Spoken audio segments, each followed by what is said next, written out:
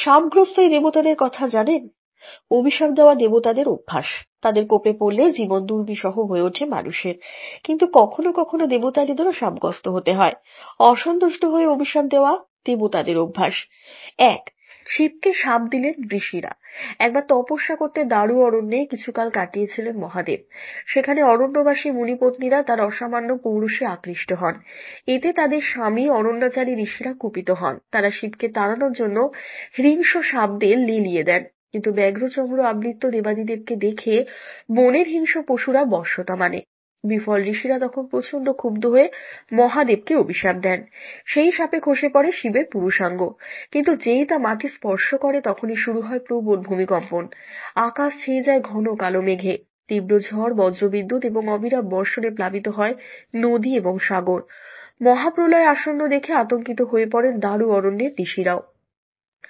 নিজেদের ভুল বুঝতে পেরে মহাদেবের কাছে ক্ষমা চেয়ে ধন্যা দেন তারা। ক্রোধ প্রশমিত হওয়ার করুণা করেন দেবতাও। কিন্তু মহাদেবের লিঙ্গ ভূমি স্পর্শ করার পর থেকেই পৃথিবীতে চালু হয় শিবলিঙ্গের উপাসনা। এই দৈবলিঙ্গ পৌরষ ও উর্বরতার প্রতীক। নাম্বার ২. মহাদেবের শাপে ব্রহ্মার দুর্গতি। শিবলিঙ্গের আদি অন্ত সন্ধানে ব্রতী হলেন বিষ্ণু ও ব্রহ্মা।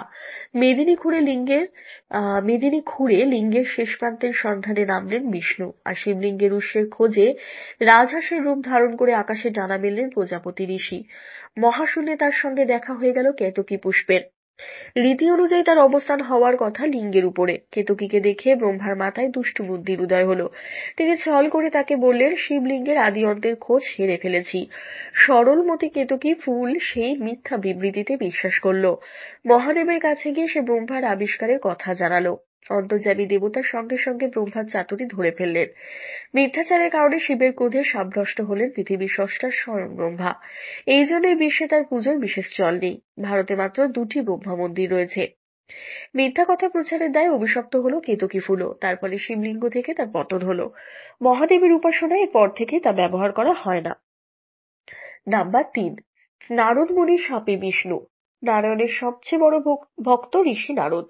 বৈকুণ্ঠ ধামে তার নিত্য যাতায়াত। মুনিপ্রবরের অহংকার ছিল যে কামদেবকে তিনি জয় করতে সমর্থন হয়েছেন। তার মন থেকে অহংকার মুছে ফেলতে বললেও মহাদেবের সতর্ক বাণীকে আমল দেননি নারদ। উল্টে নিজের দাবি প্রমাণ করতে রাজা শ্রীনিধির কন্যা স্বয়ংবর সভায় যোগদান করার সংকল্প করেন। তার উদ্দেশ্য ছিল রাজকন্যার পানি গ্রহণ করলেও যৌনতা থেকে বিরত থেকে নিজের দাবির সত্যতা প্রতিষ্ঠা করবেন। কিন্তু তার জন্য প্রয়োজন রাজকন্যার পছন্দসই পুরুষকান্তি ধারণ করা। এই কারণে আরাধ্যা দেবতা বিষ্ণুর শরণাপন্ন হলেন নারদ। স্বয়ংবর সভায় দেবতার মুখারব পেতে প্রার্থনা করলেন তিনি। ভগবান তাতে সাড়া দিলেও মহাদেবের সৌজন্যে বিষ্ণুর বদলে নারদের মাথায় বসল বাদরের মুখায়ব। দৈব কৃপায় তাতেও রাজকন্যা মুগ্ধ হলেন। উপস্থিত রাজন নারীর উপেক্ষা করে বরমাল্য পরালেন বাদর রূপী ঋষির গলায়। কিন্তু সভায় উপস্থিত রাজপুরুষদের উপহাসের পাত্র হয়ে উঠলেন নারদ। রাগে অস্থির হয়ে দর্পণের সামনে মুনি হাজির হতেই সত্য ফাঁস হলো। তিনি ভাবলেন বিষ্ণুর কারণে তার মুখ বাদরের মতো হয়েছে। প্রচন্ড ক্ষোভে তাই প্রিয় দেবতাকে অভিশাপ দিলেন নারদ। বললেন, অবতার হয়ে মর্ত্যলোকে যেতে হবে নারায়ণকে, এবং সেখানে বিপদের সময় যখন সকলেই তাকে ছেড়ে যাবে তখন একমাত্র সহায় হবে একটি বাদর। পরবর্তীকালে রামচন্দ্র অবতারে ধরনামে জন্ম দিলে রাক্ষসরাজ রাবণের বিরুদ্ধে যুদ্ধে বিষ্ণুকে সাহায্য করেন প্রভু বজরং বলি। নাম্বার ৪. বিষ্ণুকে ঋষি ভৃগুর অভিশাপ।